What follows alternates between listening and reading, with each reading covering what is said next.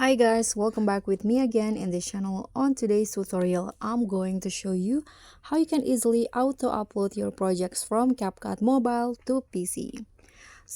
But to do that, you need to enable a feature on CapCut Mobile.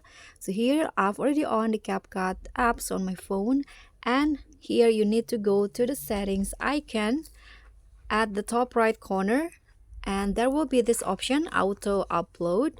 So you need to enable this. Click on the circle until it turns to blue, and here you can see the where the CapCut projects will be uploaded to, and the use data, and also the size limit. So the next time when you start a new project, it will automatically upload it to the space, and you can open it on your CapCut PC.